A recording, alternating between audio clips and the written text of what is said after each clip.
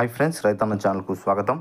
దేశంలోని రైతులందరికీ good news చెప్పిన కేంద్ర మోదీ ప్రభుత్వం అదేందనేది ఈ వీడియోలో తెలుసుకుందాం.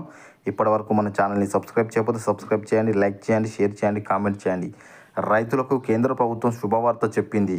ఎరువులను తక్కువ ధరకే సరఫరా చేస్తామని స్పష్టత చేసింది. దేశంలో కీలకమైన వ్యవసాయ రంగాన్ని మరింత అభివృద్ధి చేసి రైతులకు భారీ లాభాలు తెచ్చేలా చేస్తామని హామీ ఇచ్చింది. ఈ క్రమంలోనే గత 10 ఏళ్లుగా నరేంద్ర మోదీ నేతృత్వంలో ఎన్డీఏ ప్రభుత్వం దేశంలోని రైతులకు చేసిన సహాయాన్ని, వ్యవసాయ రంగాన్ని అభివృద్ధి చేసేందుకు చేస్తున్న ప్రయత్నాలను శుక్రవారం రాజ్యసభలో కేంద్ర వ్యవసాయ శాఖ మంత్రి శివరాజ్ సింగ్ చౌహాన్ ప్రశంసించారు. ఈ సమయంలోనే దేశంలోని రైతులను అన్ని రకాల ఆదుకోమని, వ్యవసాయ రంగాన్ని పండుగ చేస్తామని స్పష్టత చేశారు.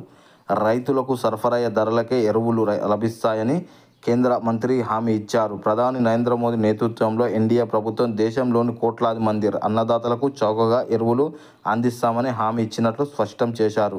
సాధారణంగా 2366 విలువ గల యూరియాను రైతులకు కేవలం 266కే అందిస్తామని చెప్పారు. ఇక 2433 విలువ గల అమోనియం ఫాస్ఫేట్ DAPని 1350కే అందించినట్లు కేంద్ర మంత్రి శివరాజ్ సింగ్ చౌహాన్ వెల్లడించారు. అయితే గత కొన్నేళ్లుగా ప్రభుత్వం రైతులకు అందించే ఎరువుల సబ్సిడీని పెంచిందని వివరించారు. కేంద్ర ప్రభుత్వం రైతులకు అందించే ఈ సబ్సిడీ మొత్తం 2013-2014 71.280 కోట్ల ఉండగా అది 2023-24 నాటికి 1.95.420 కోట్లకు పెరిగిందని కేంద్ర మంత్రి స్పష్టం చేశారు. ఇక ప్రస్తుతం అంతర్జాతీయంగా జరుగుతున్న పరిణామాల కారణంగా పెరిగిన DAP ధర భారాన్ని ఎట్టి పరిస్థితుల్లో రైతులకు పడనీయబోమని శివరాజ్ సింగ్ చెప్పారు. రైతులకు గిట్టుబాటు ధరకే కల్పించడానికి 2625 కోట్ల ప్రత్యేక ప్యాకేజీని ప్రవేశపెట్టినట్టు వివరించారు.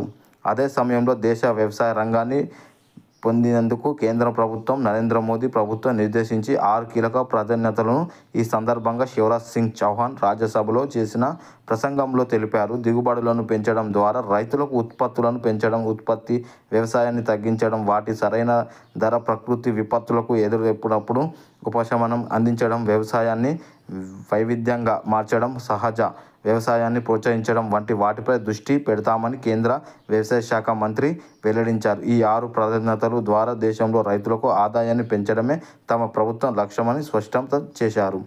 ఇప్పటివరకు మన ఛానల్ని సబ్స్క్రైబ్ చేయకపోతే సబ్స్క్రైబ్ చేయండి, లైక్ చేయండి, షేర్ చేయండి, కామెంట్ చేయండి. జై జవాన్, జై కిసాన్, జై భారత్.